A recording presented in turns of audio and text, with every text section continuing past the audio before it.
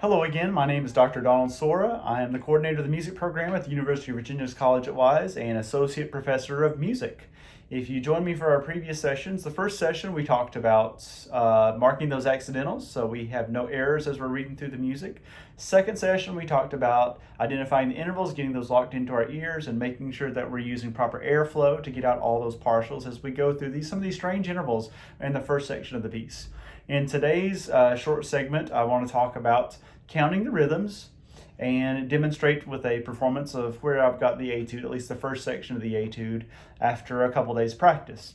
So, jumping in, we're going to go through our rhythms, and I'm going to use the method which I was taught, in which we talk about 1 and 2 and 1E and a 2E and a triplet for 8th note triplets.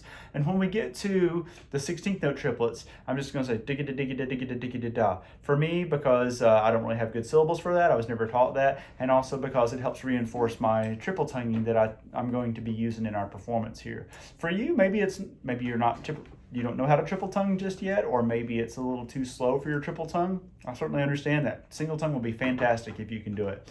For me, I have a weak single tongue, so I compensate by doing everything triple tongue. So that's my goal as we go through this excerpt. I'm going to count through. Hopefully you have it in front of you. I'm going to try to put it up on the screen here too so that you can follow along.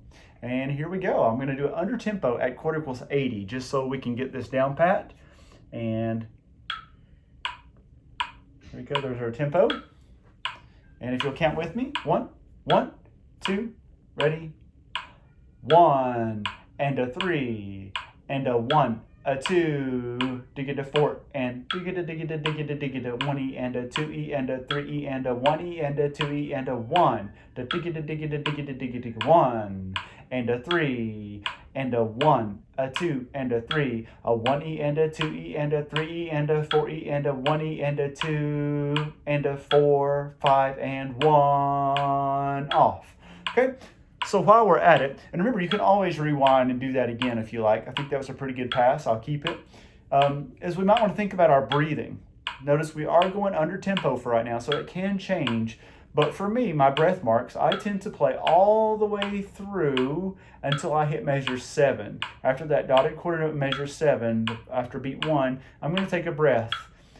I don't want it to drag me back and pull me back any. I'm going to stick with that metronome, but take a quick breath. So basically we're eliminating the dot and creating an 8th rest there in which we breathe.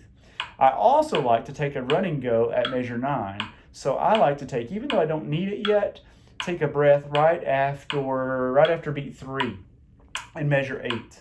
So ding da dum dee da da da da da da da dee da da da da da dee da dee da dee da dee da da da da. So I can make it all the way through that pass with a lot of air, which is really necessary to get through all those intervals in the upper register, right?